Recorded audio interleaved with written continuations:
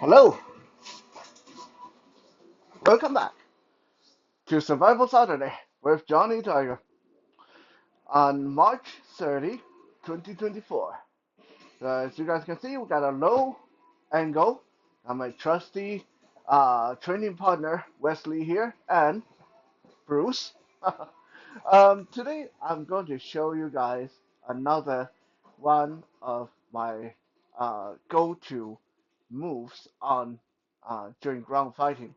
Now, depending on what discipline you do, may it be Brazilian Jiu-Jitsu, regular Jiu-Jitsu, um, any kind of wrestling, it's hard to say if this is going to be legal, where you do your thing.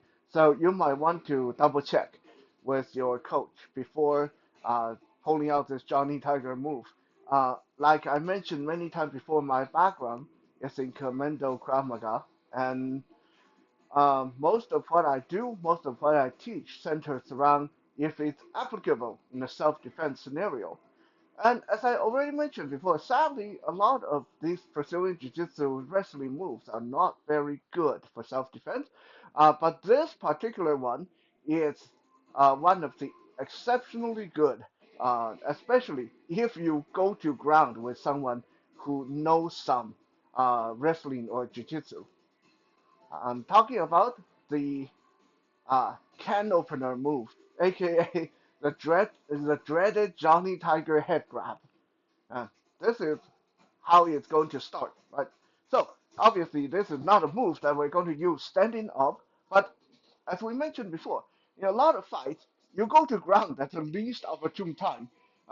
Maybe you are uh, fighting and you just trip over, and now you're on top of the person. Hopefully you're on top of the person because if you're on the bottom, then it's a completely different game, right? Hopefully you somehow maintain a top position. But let's say you go to the ground and now you realize, oh crap, this guy knows some jujitsu, and now he's trying to get his leg lock around me. He's trying to wrap his leg around me, get that guard around me. Okay, now this is where we start our move for today, right? If the person got me in the guard, in between the leg, and they're trying to do whatever they're trying to do, like whether grab my arm, do some weird armbar thing with their leg, one of the things I want to prevent is I want to prevent their hip movement for the most part. Now, this scenario is widely depend on where I am, who I'm doing this with, right? If I am, if this guy who's on the ground with me and trying to wrestle me and trying to flip me and sweep me, if this guy is some douchebag that him and his friend just jumped me in a dark alley, or just some random guy who just broke into my house, then my response to this will be very different, right? If this guy is that person who broke into my house and somehow we end up on the ground fighting, and he's trying to jujitsu my ass, and he gets his leg around me. So from here, what I'm going to do is I'm going to fall back, get my leg over his leg, and extract my knife and come out and go like this, right into the groin, right into the stomach, right? Okay, that's not what we're teaching today, but just going to show you guys that this is why, again, very bad idea to go to the ground voluntarily in a fight, because you never know if the person you're taking to the ground got something sharp on them, and you never know if they're going to use it. And if they do use it, you don't have time to get away. You don't even have time to get away. I don't care what kind of jiu-jitsu, what kind of judo you do. Okay? If we are this close, you got a hold of me, I got a hold of you, and I suddenly pull this out, you're dead. Like, there's not going to be time. You can try to grab my arm, I'm just going to shank you right in the face.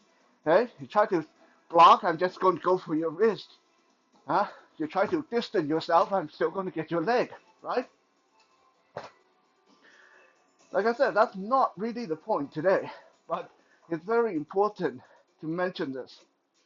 So, obviously, if this guy is not a douchebag that just broke into my house or jumped me in the dark alley, let's say it's just a douchebag who picked a fight with me at the pub, in the restaurant, um, and stuff like that, at the supermarket, and then we somehow tumble down to the ground and he's like trying to Brazilian jiu-jitsu me. I can't do this knife thing. No, I go to jail. I mean, I might go to jail for the other one too, but uh, the chance is much smaller if it's that kind of a struggle. Okay, but this, like a very public place, he's obviously not armed, and it's just a fist fight, and I suddenly pull out a knife. Yeah, I'm going to go to jail, so I can't do that. So this is when we fall back to our empty-handed, bare-handed self-defense maneuver. In this case, the can opener. So when the person is on the ground and they know some jiu-jitsu and stuff like that, the last thing you want is for them to have free movement of their hip. Okay, that can give you a lot of trouble. They can kick, they can get the leg over your neck, they can do all kinds of stuff, right? So first thing you want to do is posture up, nice and solid posture. Don't sit back on your heel, okay? Be on your knee. And then take your elbow and drop it. Elbow onto the belly and pelvis. Keep your hand behind your beside your face, okay? This is the starting position. You're leaning over them with the elbow pinning the hip down. This way, the motion is limited. Normally, I would tuck my chin way down. I know it almost looks like I'm going to give them a head. This is a part of Brazilian Jiu-Jitsu that I don't like, right? But because I need the microphone to be able to, I need you guys to be able to hear me, so I'm keeping my head up. Just know that normally I would tuck my chin. Okay? So from here, what I'm going to be looking for is this opening between their arm. Obviously, they're not going to be just laying here. They're going to be grabbing at me, hitting me on the head. This is why I want to tuck my head in and protect my face. I want them to try to hit me, right? At this point, if they cover up, then we got a little bit of a problem. If they cover up, then I got nowhere to go. They got nowhere to go. But at this point, most people will be trying to pummel me on the head, and that's what I want. Because the moment they start flailing with their arm, I'm going to shoot my hands, both hands, right up the center of their body and hook my hand behind their head, maybe grab their hair or ear. My elbows are anchored right into their shoulder joint and pecs. And from here, I'm going to hold onto their head, anchor my elbow, and I'm going to pull back with my entire body. I use my core to crank their neck down. Look at what it's doing to to my training partner here. It will curl them up like this. But if I'm anchoring my elbow there, there's hardly anywhere for the body to go.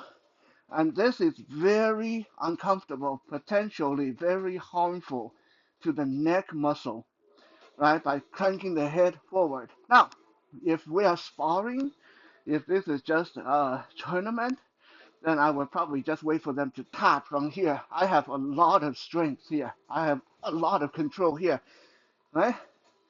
But if this is a self-defense situation, if it's an actual fight out there, most likely the moment I get their head between my hand, I start cranking forward, I'm going to headbutt them on the head. I'm going to rip off a piece of their face with my teeth. Again, depending on the situation, right? Right here, their head is in my grasp. I can do a lot of things to their head. I can even, if I want to, reverse my momentum rather than cranking them forward.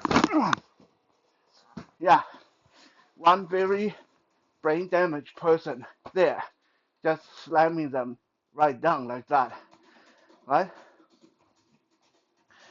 I'm gonna tell you, it looks very barbaric, but I have used this move to deter a lot of uh, Brazilian Jiu-Jitsu guys, wrestling guys on the ground, and it's not nice. And like I said, if you do it wrong or if you are too eager with it, it will mess up their neck in a really big way. But it is it is a dreadfully effective movement as long as you can get ahead and you start cranking back. Okay, now I'm going to show you guys a little maneuver here because people who really know what they're doing will know that if someone do that to you, your answer is to go forward, try to push forward, right? So if this person knows a bit of what they're doing, they're going to come forward and they're trying to sit up, wrap their arm around me and try to bear me to the ground, right? So when that happens, their legs were open. Their legs were open. They can't do this while wrapping the leg around me. They have to open their leg to give themselves that anchor for them to drive forward and try to drive me back. Because once they start driving forward, I can't crank their neck anymore. But from here, if they start driving in, then I switch grip. And if you guys have been watching this channel, you've seen this already. Guillotine choke. So from both hands behind the neck, they drive forward. I just switch, drop my arm over the back of their neck and start cranking this way, right? Very smooth transition from can opener to guillotine.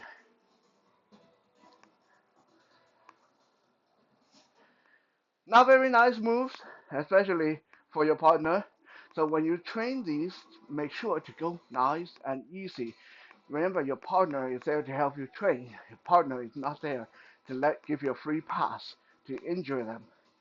Before we end today's video, Kitten and I saw a news item earlier about the solar eclipse that's coming up in April. And there's a warning for some people that you might want to uh, bone up on your emergency kit, water, food, and stuff like that. And Kitten asked me as a special request to mention on this video that you guys, for those of you that keep an emergency kit at home, make sure you check it every so often, right? Don't just pack some canned sardine in there and let it sit in there for 20 years and never check it. Uh, I recently went into my emergency kit and repacked it, and the canned food and the food, all the food item I had in there, it's been in there for 2 or 3 years. So I basically took them out and ate them, and I replenished them.